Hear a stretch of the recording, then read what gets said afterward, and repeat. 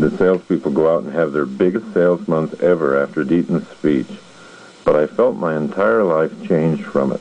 I made a vow after he had left the building that day that someday I'd be working with him. I wanted to join him in the work he was doing, teaching mastery of the mind. I somehow knew that if I forced myself to know how to teach it, I myself could learn it. One of the things that made my eventual partnering with Deaton so interesting was how different he and I were from each other. He had succeeded throughout his life at sports and academics, you name it. I, on the other hand, had failed miserably all my life. In fact, if you rule out people who've committed suicide, I may have been the most defeated and pessimistic underachiever who ever lived. Now here's a quick example. I was in the U.S. Army for 4 years.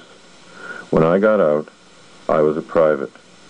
Now that does not qualify as superachievement. Despite our different results with success, Deaton and I took an immediate liking to each other, and he taught me everything he knew and was completely unselfish about my teaching it. His trademarked visioneering process for engineering dreams into reality was something I began to immediately apply to my own life. Because it was based on the workings of the brain, it worked.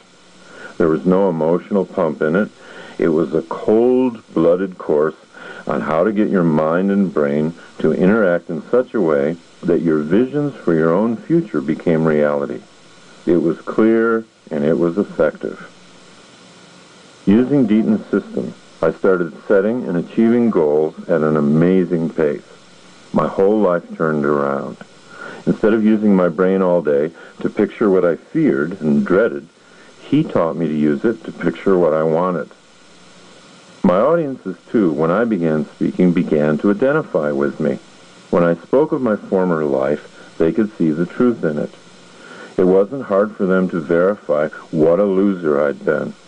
If Deaton's systems could work for me, they could work for anyone.